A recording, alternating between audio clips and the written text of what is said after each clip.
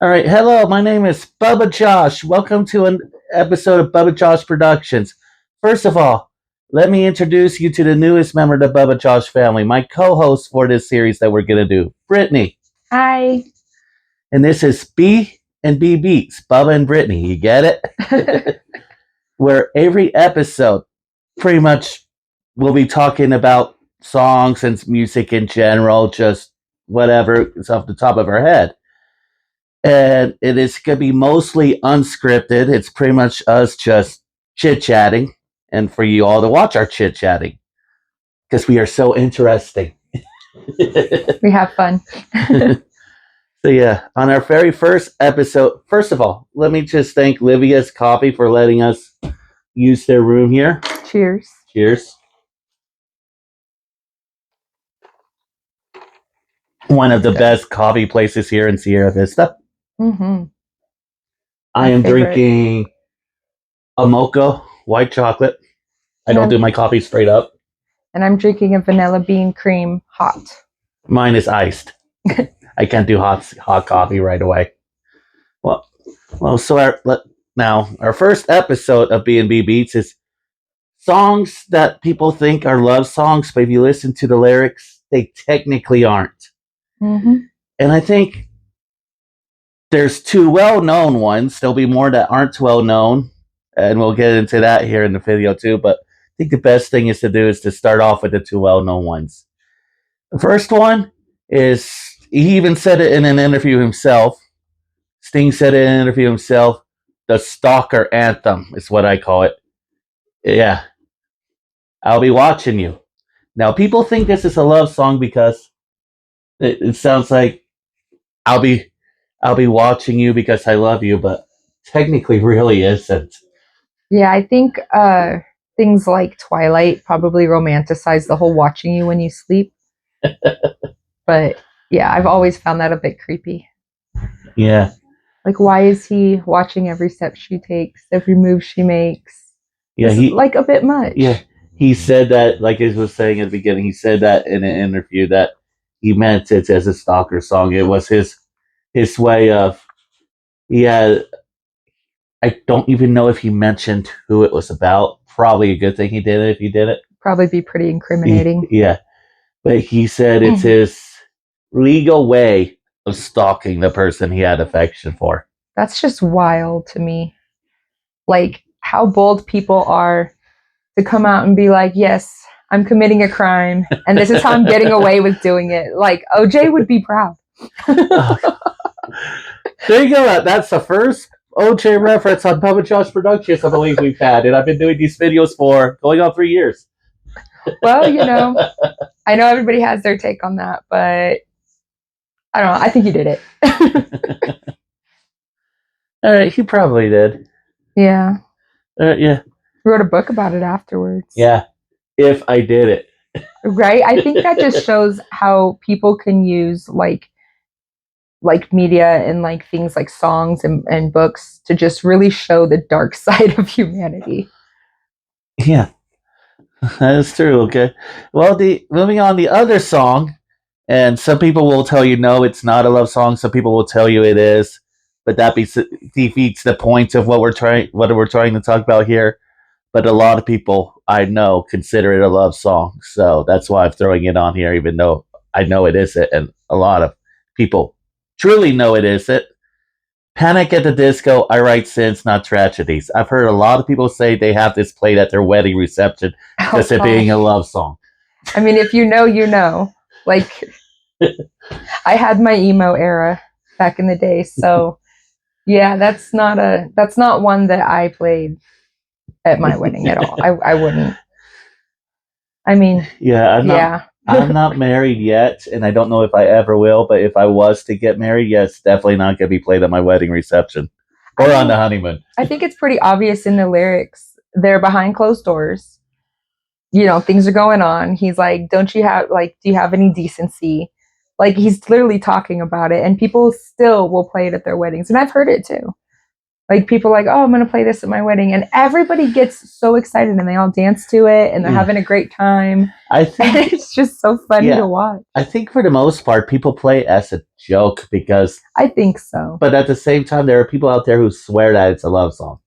See, and those are the ones that don't know. Just listen to the lyrics. They'll have to watch our video so they can learn. Okay, that's true. Yep. I mean, first of all, one of the classic lines, it's a shame that the bride is a, well, Yeah. WHORE. That's like everybody's favorite part to say too. Yeah. All right. Men, and this goes to women as well. If you are at a wedding reception Don't do it.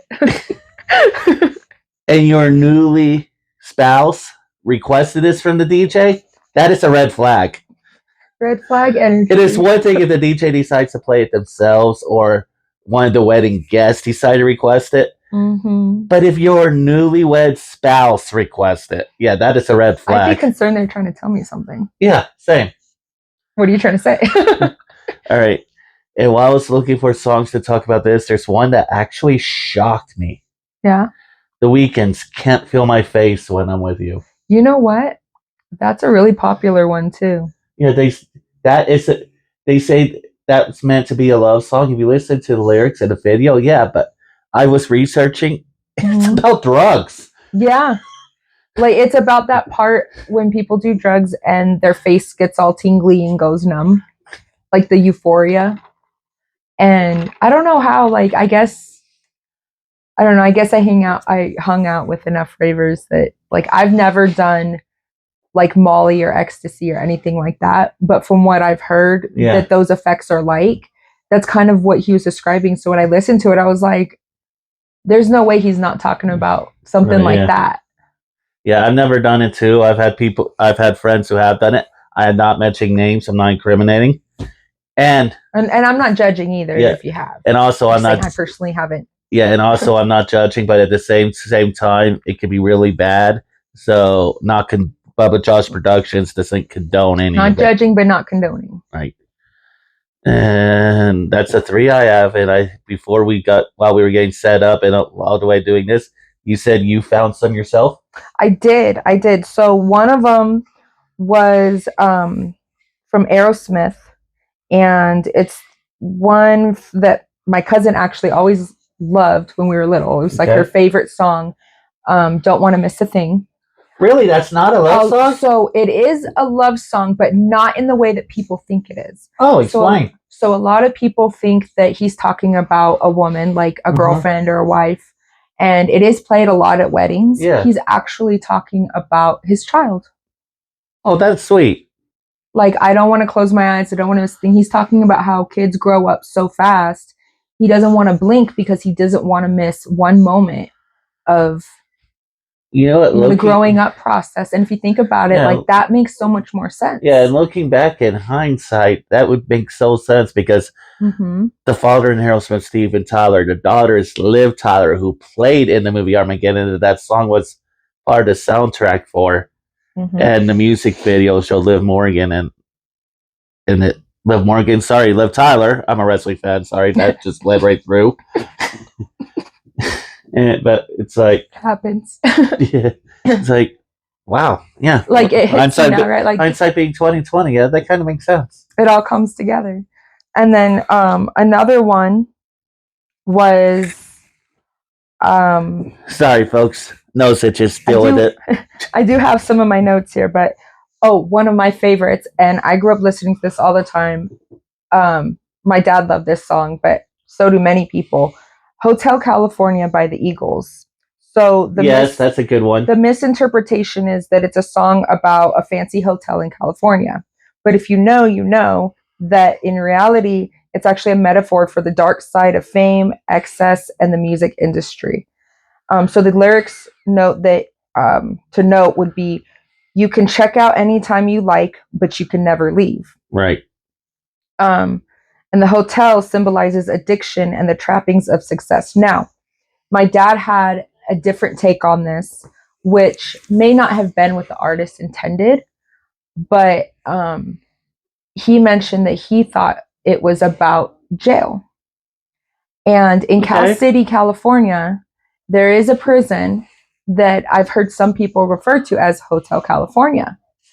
And when I was listening to the lyrics, it talks about how we haven't had that spirit here since 1969 or something like that. I think he says. Yeah, no, Or 1973. 70. Yeah, 1969 is a whole other song. Yes, that's what I'm thinking. Okay, so it's blending together, but the lyrics, we haven't had that spirit here. He's asking for wine or some type of like alcoholic beverage, Yeah. and they're like, oh, we haven't had that spirit here, as to also say like, we haven't had like, that kind of chipperness here since then. And if you think about it, in jail, it kind of makes sense. Like, he's just going in and he's just taking it better than most people would. Like, well, this is it, or could be compared to like a last Right. meal type Nice, of thing. yeah. Well, I was planning on sticking strictly to songs that people think are love songs, but that is a good point. We can branch out, and because there's another one that comes to mind that's Yeah. what people think it is, but it's not necessarily about. Mm-hmm. If you're in high school, if you're a senior and you're graduating, you'll know this one because it's played at every graduation. Because people think it's about moving on, but it really isn't. And I think the band is Green Day. Good Riddance, Time of Your Life. Oh, that's a good one. Yeah. People think it's about pretty much moving on and doing the next chapter, and actually it's about no chapters. It is a song about suicide. Really? Yeah. I mean, the title wrong. Good Riddance. I hope you've had the time of your life. I never thought about it like that. Yeah. But that does make sense now that I think about it. Like, yeah, wow. The more you know. The more you know. I better not do that. I don't want to. I'm still on the bottom of the pecking order when it comes to media stuff, so I don't think I can do that because I don't want to get sued by a certain channel network. Oh. Let me think. What are some other ones? I know there's more. God, there was one I did a paper on, and I don't remember who it was. I wish I remembered that one. I mostly know songs that are more like not necessarily like love songs, but that are just songs that have a different meaning than what you would think. All right, well, we're already on that tangent, so go ahead. Okay, folks. Oh, we did say unscripted. Yeah, so. yeah. This topic is not. We didn't promise anything. This topic isn't necessarily love songs now. Let me rewind and say that back to the introduction. Hi, my name is Bubba. It's Brittany B and BB. Blah, blah, blah, blah. The topic is songs that you think are about a certain thing, but are actually about something different. There we go. Now it fits. So Semi Charmed Life. Remember that one by Third Eye Blind? Good one. So a fun feel good song, and what it's actually about is drug addiction. Yeah. Particularly methamphetamine use. All right. I would have never guessed that. I would have never guessed that. Let's see here. All right. Well, it's on the topic of mine. It's sort of a little off topic, but it really is it. I just want to clear up the air. And this is coming straight from my mom. Mm-hmm. Shout out to my mom. Sometimes she watches my videos. Sometimes she doesn't, but she supports me though. And moms are great. Yes, she's a big Beatles fan, and she's tired of people saying this. So on her behalf, let me clear the air. I still think she's wrong, by the way. Lucy in the Sky with Diamonds. A lot of people associate it with an LSD trip. I've heard that. But my mom says it isn't. I'm like, yeah.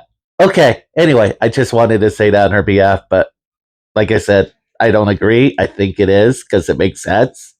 But yeah, okay. Now that that's done, let's move on. I do love that song, but you know what I think? As long as people enjoy it and they're happy living their best lives, it's not going to hurt anyone. That is so true. Like, we can all have different opinions and still enjoy the same thing. Yeah. And I think that's a beautiful part of life. Right. And my mom is not saying the Beatles did not do drugs. She knows they did. I mean, who didn't? Who did any musician wise back then? She's just saying that song. Particular song. Yes. Yeah. Well, I love that song. So good on your mom. She's got good taste in music. That's where my taste in music comes from. A little mix from her, little mix from my dad. My mom's a little rock. My dad's a little country. My dad's a little country. My mom's a little rock and roll. I'm both. So this one actually shocks me because Okay. I swear I thought that's what it was about. All right. Closing Time by Semisonic. Yeah, that's another one that was on my mind. I always thought it was a song about a bar closing for the night. They always played at Yeah, and I remember. last call. I remember. Shout out to another YouTube channel, Watch Mojo. Great top 10 videos. But yeah, I remember seeing that on Watch Mojo on YouTube, and it's about an abortion. So yeah, that's what this is saying. Is in reality, it's actually about the birth of the lead singer's child. It doesn't say abortion, but it says the lyrics to Note are every new beginning comes from some other beginning's end. So maybe Right, I might have maybe read it to it. was I might have read to it wrong. I don't know. Heard it wrong. or a miscarriage.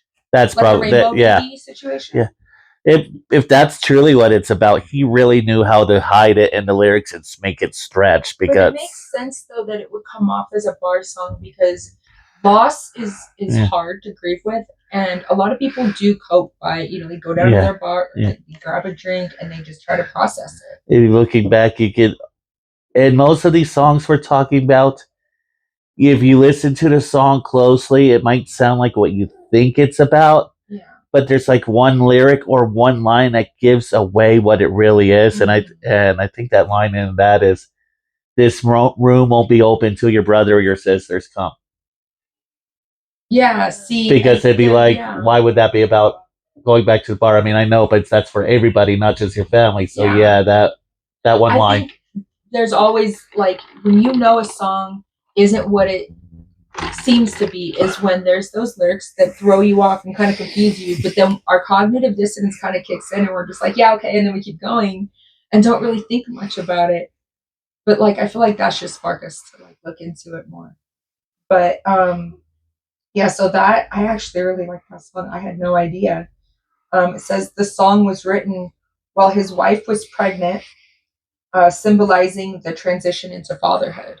Okay. So maybe not even a miscarriage, but I think what they're trying to say with that is like the end of his, party time, and he's got to take life more seriously now.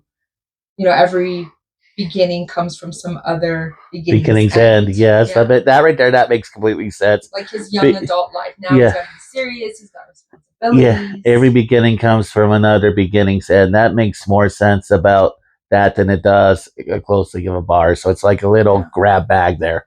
I feel like it could be. It could be taken as both though, because I know we all like the thing about music is I think every individual they assign their own perceived meaning to it. So it may mean one thing to one person or one thing to the person who wrote it, but it may serve a different purpose for the people listening to it, or That makes sense. All right. What other stuff you got on your list? She did more research than I did. I prefer on this. I prefer more to go off the cuff, but looking back, I'm glad she got the research done. Just because I will literally forget when I'm put on the spot about it. So All right, I gotta have like some notes. All right, yeah, this is still unscripted. She's just got notes and a list. I just got like bullet points to remind me of what I'm talking about. So it's a little off topic, but I think we're already there. I know we've established that. I was actually talking about the sound of silence. Oh, I like the Disturbed version. It's my favorite. Okay, yeah. So I was struggling to figure out what the heck that one meant. Because that was, for me, it was confusing. Obviously, I knew it wasn't about, like, the sound of silence. That's an oxymoron. So I was like, there has to be a deeper meaning. But I'm like, he's just talking about silence the whole time. I'm like, why did he write it? What did he mean? Like, so when I was thinking of this morning about how we were going to do this, I looked it up. And I actually have an even more newfound appreciation for it. All right, I'm interested now. What is it about? So, Because one of my friends, shout out to Adam, he is up in Tucson, miss you, man. When he likes doing that song for karaoke a lot. yeah, it's a great song, and it's really like I just love the way he sings it. But so when I was looking it up, it's about um disconnection in humanity and society. So, you know, things have gone from conversations and meaningful conversations around the dinner table, people connecting with each other, to everybody worried about like living the fast life, reaching that next goal, climbing the social or corporate ladder. Okay. And so in doing that, we isolate ourselves off from other people because we're so worried about getting to the top on our own that we forget that humans are social. We need that connection, right? Yeah. And so it's about society, like each individual, we're existing together, but yet alone. Okay. I can see that. Within ourselves. And then he has makes you wonder why it's even titled "The Sound of Silence." So it's because in the beginning he talks about hello darkness, my old friend. Yes. So when he wrote it, he wrote it in his college years in university, and he was like 21, 22, like early 20s. So young guy in college, and he would go into the bathroom and with the light off and just sit in the darkness and the silence, and he'd like to play his guitar there because it was quiet and he could, just clear thoughts. Huh. He turned the water on because he liked the sound. And these were like from quotes that I read from him himself, from Paul Simon. Or is it Simon Paul? It's Paul Simon. Yeah, okay, I got it right. And so I'm the music child. I know it's Paul. I'm glad one of us knows. So he was sitting. If I didn't know, my parents would disown me, especially on that artist. Oh no. Well, he would sit in the darkness and the silence and play his guitar, and that's kind of how the song started. And he starts talking about a vision at night when he was sleeping about walking the streets alone in cobblestone. So it's almost like he's the only guy in the world and he's walking alone. So obviously there's no one to talk to. It's just the sound of silence, like what you would think of at night. Wow. If you ever went walking alone at night, there is the silence hits differently. I did that once upon a time. Now every now and then I feel like I need to go for a drive alone at night. And the silence hits different. Yes, it does. It's not just silence, it's almost a silence you can hear. Yeah. And so that's the silence that he's talking about. Okay. And he's talking about how the isolation that we all kind of have, like we're interacting and stuff, but he's talking about how people interact now differently than they did before phones, before media. It's more of a superficial communication than a deep, meaningful conversation. That makes complete sense. People can't disagree on things without it causing a fight anymore, as to where before, it was common to disagree on things and then talk about why you disagree. Huh. And so there's almost an emotional disconnect between people, even in the same house. And it gives a sound to the silence that we're experiencing. So it's a metaphor, but it's also almost literal in the form of like the neon light to the God they made and stuff is, what we worship and idolize now is like social media, money, things like that. The fast life, that's the neon light. That's what we're idolizing now, and it's separating us from forming a true connection with each other. Wow. And so that song goes a lot deeper. The more you listen to it, than I think any song I've heard in a long time. And I really thought about how even I can relate to that. Yeah, really. I think we all could. Like, when's the last time we actually, think about the last time you actually had a meaningful connection with somebody where you were not just vibing about superficial things, but you were able to talk about like something deeper, like philosophical things or, just the meaning of life even. I can't remember the last time I had a conversation like that with somebody. That's a good point. And time goes by so fast. It does. So I didn't mean to get super deep or anything. No. It got me No. thinking. That's what this is for. That's And cool. yeah, and music does that. It gets me thinking. a lot. Yes. So that's one that even though it's not like a love song thing, it's definitely one worth really listening to and like seeing where it applies in life. All right. I think. All right. Well, another song. So, since we're not talking about love songs in general anymore, in this one, I always want to bring up. I didn't think I would get to bring it up in this video because since we started about talking about love songs, but just different meanings. And surprisingly enough, it's another Green Day song. Does Green Day ever mean what they talk about? Oh, They're a good band, though. I don't know. Were they talking about 21 Guns? Literally? They might have in that one. Wake Me Up When September Ends. What is that one about? Because Yeah. I never did understand. People that thought it one. was about taking a nap or I whatever. thought it was about like depression. Like you just want to sleep through reality. That's what Similar. it made me think of. It's Okay. it starts Or off. sleep to escape reality. It is similar to depression, similar to sleeping it off. And people think it's even though people associate with depression, they still think of it as a cheerful song. People Are Strange. That's another good song, by the way, but that doesn't fit our video. But yeah, I don't know if it's another suicide thing, or if it's murder in general, but it's about one of those. No, Yes. that's what it's about. Yes. When September. Wake Me Up When September Ends, because I don't know what the title has to do with the song, but yeah. Hold on. Yeah, go ahead.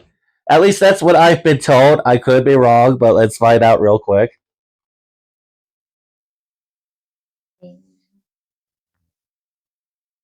Let's see. All right. So the common misinterpretation is, I think you're pretty close. So many people think the song is well, let me keep reading about the 9/11 attacks, which actually would make sense because it says September and September 11th. That makes correct. I didn't really think about that. I never thought that. But I guess I can see why people do. But many people think that because of the melancholic tone, and the fact that it was released in 2004. Yeah, okay. Which was a few years after 9/11, so things were still fresh. Others believe it's about seasonal depression. Yes, that's what we thought. Or simply that makes more sense than a 9/11 thing. Or just wanting to skip a difficult life, so like sleeping to escape reality, which is common for people with depression. Yes. But the actual meaning is deeply personal to the singer Billy Joe Armstrong. Uh-huh. It was written about the death of his father. There we go. Armstrong. So not suicide. I don't even know why that. What's up? But yeah, he died of cancer when Billy was just 10 years old. After his father's funeral, Billy reportedly ran to his room, locked the door, and told his mother, "Wake me up when September ends." Okay. Well, so it's a literal title. Literal. Yeah. All right. But besides the fact whether you know it's about the father's death, the father, right, or grandfather. It says father. All right. Whether you know it's about the father's death, or whether you thought it was originally the 9/11 attacks, or whether you thought it was the original depression thing. It all kind of goes hand in hand. Yeah, and it is a good song. And it fits the bill for all of those. Oh, definitely. But the thing is, a lot of people still like to bring it up as a party song. I'm like, it's at least about one of those three things. Yeah. It just goes to show you because of the beat, more so than the lyrics, people would bring anything into party songs. And it is a catchy tune. All right. And speaking of which, that is a good segue since we're way off topic. I was going to save this one for another video, but it fits this episode real well since we're talking about songs that you thought were but aren't. Mm-hmm. I've got to bring up something that people classify as a patriotic song, but really isn't. Fortunate Son. Yes. Tell me more. You don't know about this one. I don't. All right. I do believe the band is CCR, Creedence Clearwater Revival. If I'm wrong, please correct me in the comments nicely. But yeah, it is in any movie out there. The one that comes up to mind is Forrest Gump. In the scene where it's the Vietnam War, a lot of movies that have Vietnam War in it would play that song. Forrest Gump, like I said, it's the one that comes to mind. However, yes, it came out during the Vietnam War time. However, it was a protest song, not a patriotic song. In a way, it was more anti-patriotic for the time. Just with one of the lyrics. Some folks are born to wave the flag, that red, white, and blue. It ain't me. It ain't me. I ain't no fortunate son. If you listen to the lyrics, yeah, it's more a protest song because they didn't want to go to the war. And a lot of people were drafted. Everybody was drafted. But not everyone. Right. I think most people didn't support that. Yeah, and over time, because it mentions the red, white, and blue, because it mentions the flag, and because it's Hollywoodized for a whole ironic reason, it became known as a patriotic song. Still a good song. Hell, I'll even sing it when I like to do karaoke on patriotic days, but it's not a patriotic song. Not meant to be. Sense. And also, while I'm on the topic of that, I don't know why a lot of people would classify it as that. Maybe people don't, but I gotta bring it up just in case. One of my patriotic CDs I have at the house, yes, CDs, I'm old, deal with it, is United We Stand, and it's about songs that have a patriotic meaning, supposedly. Very first song on that CD is John Lennon's Imagine. They call that a patriotic song. No. I'm sorry if I'm just getting, I don't want to say emotional. Emotional is not the word, but serious a little bit right now. How can you classify that as patriotic when one of the lines are, imagine there's no country? I think we'd have to consider the context of the rest of it. But yeah, I mean, it's talking about no country, no religion, no politics, no good or right. It's pretty much saying anarchy? No, it's not talking about anarchy. It's about how everything should be peaceful or something. John Lennon was a man of peace. Yeah. So it's about all that stuff, but if we weren't arguing over the differences of all those. That's probably why it's considered a patriotic song, because it's about peace. Unity. But it's imagine there's no country. That just irks me. It does get you thinking for sure. Let me see what other songs I have on here. I have a whole list of let's see. I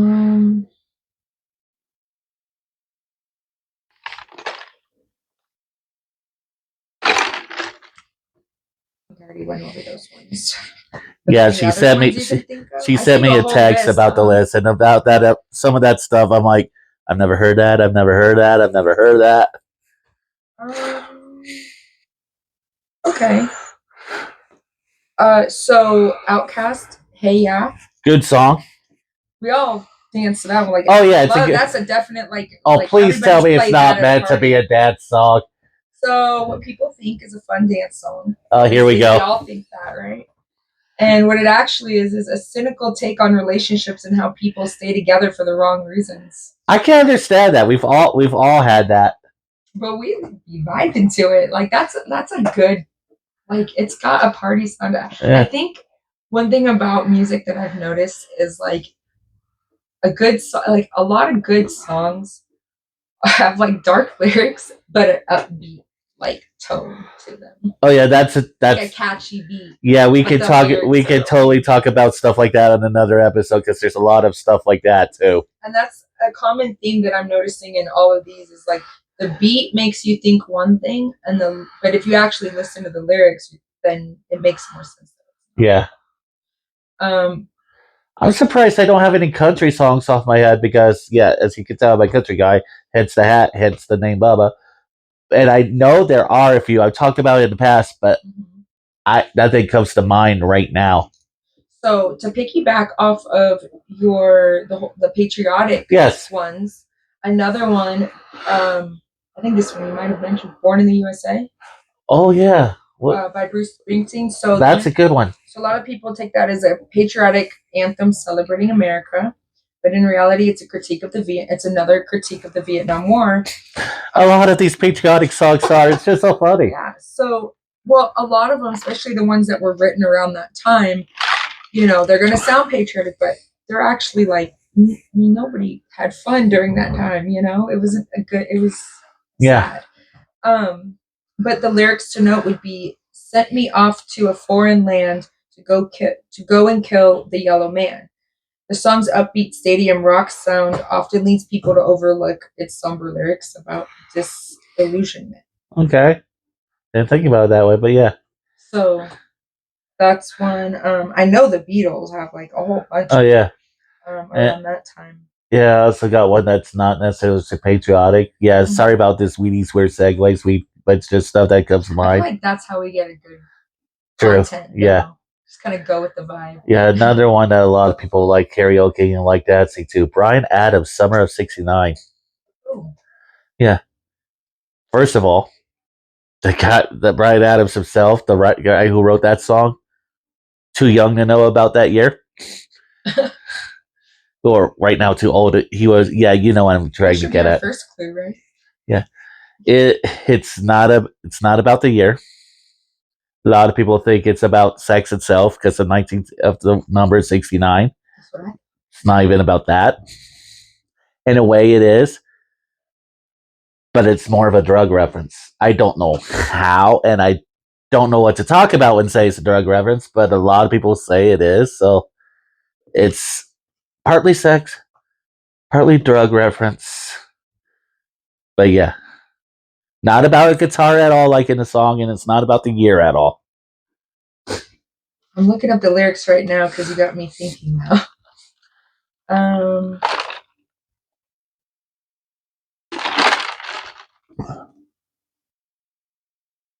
Well, I guess I could see that.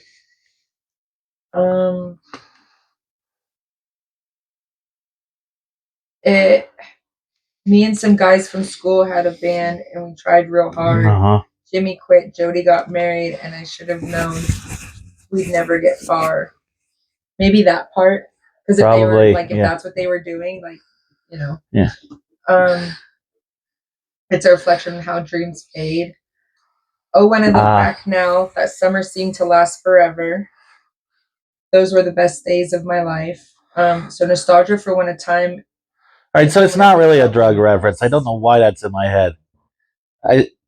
Somebody must have told me once it was. I don't know. Kind of makes sense that someone would think that just because of the time, like summer of '69. So if you think it is about the year, then it would make sense because the '60s and '70s those were party times. So yeah. There's a lot of people doing a lot of experimenting. Right. And that is so true. I think I know though. See why people. Yeah. I think I know why not a lot of country songs come to my mind right now because because rock and roll was more about putting songs out. This may sound like I have something against rock and roll. I don't. So I'm sorry if I'm wording it this way. But it's more about masking the true intention and just putting the song out there when country music pretty much just tells you how it is. Mm. Yeah. I like it because it tells a story. A lot of country music tells a story. That's pop music too, but country music is known for that. Yeah. That being said, I'm sure there are some country songs out there, like I said, I know there are, just none comes to mind, that hides its true meanings. But yeah, none of them come to mind right now, but yeah, And there's a lot of misconceptions about country music that really irks me. But that's for another video. That's not tonight's topic or today's topic. This weekend's topic, whenever you're watching this video. All right. You got any other songs? I'm sure there's lots. I just can't think of any more right now. All right. And how are we on time? Yeah.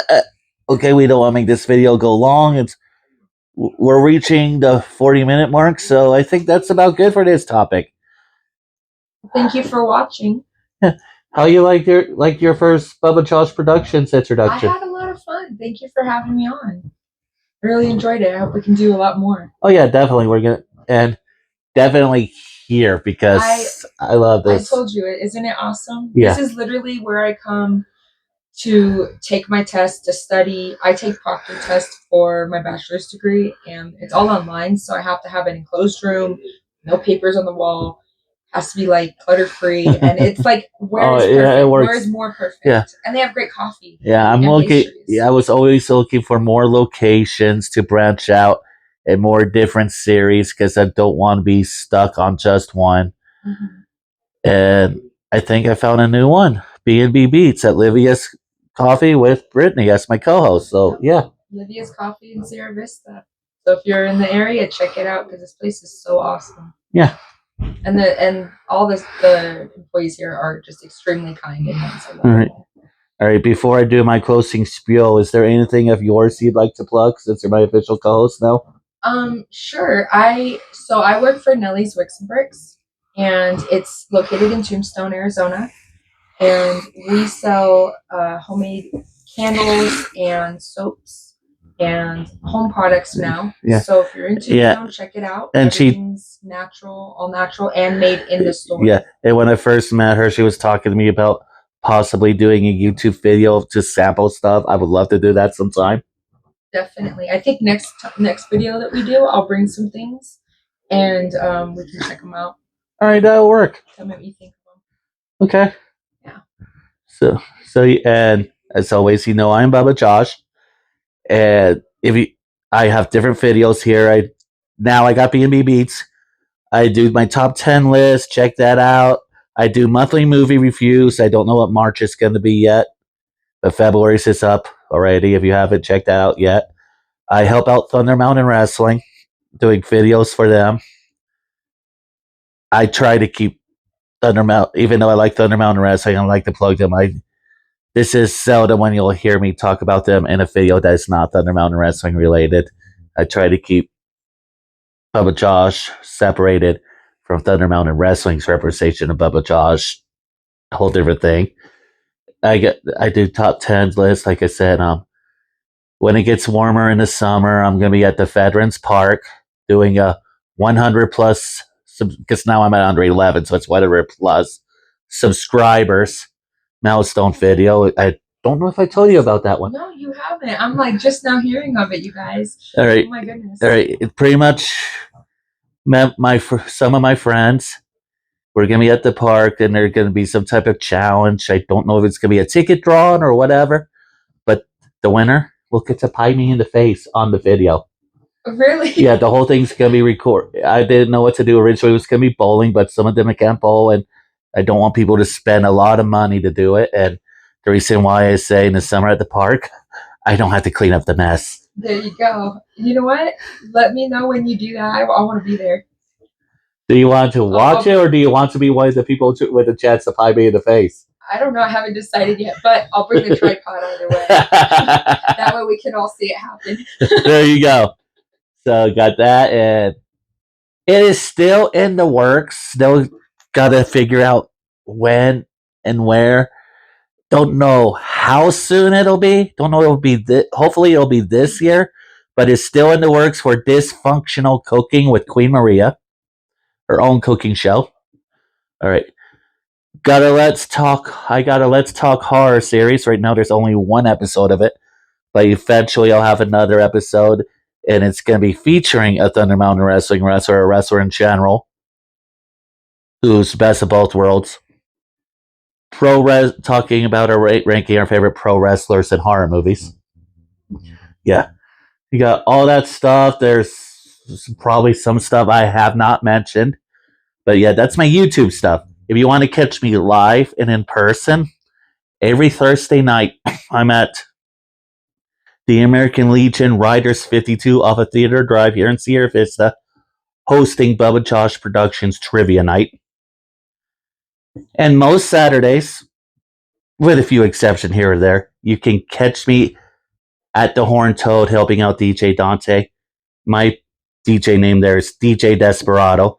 We do karaoke there. That's where I met her, and that's where we got the idea to do this video. So yeah, that's my plug-in. We plug yours, plug my YouTube, plug where you can catch me in real life. For the most part, I think that's all the plugs. So yeah, for Brittany, this is Bubba Josh. Remember, check the like and check the like. Blah, blah, blah, blah, blah. Yeah. Like, subscribe, Thank and you. share with your friends. Yeah, like, subscribe button, share with your friends. If not, thank you for watching this video anyway. But yeah, until next time, for Bubba Josh Productions, kindness is free. Sprinkle it everywhere. Peace out, y'all.